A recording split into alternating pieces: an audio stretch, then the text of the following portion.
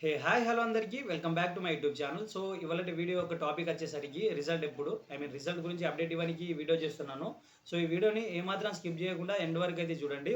ఒకవేళ ఎవరైతే మన ఛానల్కి ఫస్ట్ టైం విజిట్ చేస్తున్నారో వాళ్ళైతే సబ్స్క్రైబ్ చేసుకోండి అండ్ అదేవిధంగా పక్కన కనిపిస్తున్న బెల్ ఐకాన్ కూడా యాక్టివేట్ చేసుకోండి. సో రిజల్ట్ అనేది ఇప్పుడు ప్రస్తుతానికి అయితే మనకు ప్రాసెసింగ్లో ఉందన్నమాట. సో రిక్రూట్మెంట్ బోర్డ్ అనేది ట్రై చేస్తుంది, ఎంత తొందరగా అవుతుందో అంత తొందరగా రిలీజ్ చేయడానికి అయితే ట్రై చేస్తున్నారు. బట్ ఇప్పుడైతే ప్రస్తుతానికి మనకు ప్రాసెసింగ్లో ఉంది.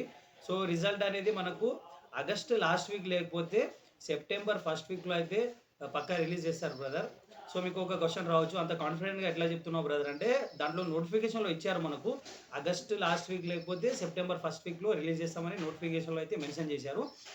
అండ్ ఇంకోటి ఏంటంటే నేనేమనుకుంటున్నాను అంటే, ఫర్ ఎగ్జాంపుల్ వాళ్ళు రిక్రూట్మెంట్ బోర్డు వాళ్ళు ఒకవేళ లేట్ చేస్తే కనుక వాళ్ళే నష్టపోతారు. ఎట్లా అంటే ఇప్పుడు వాళ్ళకు టైం మేనేజ్మెంట్ అనేది సరిపోదు, అడ్జస్ట్ కాదన్నమాట. ఎట్లా అంటే ఇప్పుడు లిస్ట్ 1 ఉంటుంది, లిస్ట్ 2, లిస్ట్ 3, వీళ్ళందరికీ ఇప్పుడు document verification 1, document verification 2 conduct చేయాలి కదా. సో వాళ్ళకి పోస్టింగ్ ఇవ్వాలి. సో లైక్ చాలా ప్రాసెస్ ఉంటుంది అన్నమాట. సో సో ఆ ప్రాసెస్కి టైం పడుతుంది కదా. సో అందుకోసం ఎంత తొందరగా అవుతుందో అంత తొందరగా రిలీజ్ చేయడానికి వాళ్ళు ప్రయత్నిస్తారు. సో మ్యాక్సిమం రిక్రూట్మెంట్ బోర్డ్ అనేది ఎంత తొందరగా అవుతుందో అంత తొందరగా రిలీజ్ చేయడానికే ప్రయత్నిస్తుంది. మనకు దాంట్లో ఎలాంటి మార్పులు ఉండవు. ఆగస్టు లాస్ట్ వీక్ లేకపోతే సెప్టెంబర్ ఫస్ట్ వీక్లో పక్కా రిలీజ్ చేస్తారు రిజల్ట్ అనేవి. సో ఎవరెవరైతే మనకు షార్ట్ లిస్ట్ అయిన తర్వాత డాక్యుమెంట్ వెరిఫికేషన్ ఉంటుంది. సో ఎవరెవరైతే సర్టిఫికేట్ ప్రాపర్ సర్టిఫికేట్ లేదో ఇప్పుడే మన దగ్గర మీరు రెడీ చేసుకొని ఉంచుకోండి. ఎందుకంటే తర్వాత షార్ట్ లిస్ట్ అయిన తర్వాత డాక్యుమెంట్ వెరిఫికేషన్లో మనకు రిజెక్ట్ అయ్యే చాయిసెస్ ఉంటాయి. సో చాలా అలాంటి ఇష్యూ ఫేస్ చేయకూడదని చెప్తున్నాను.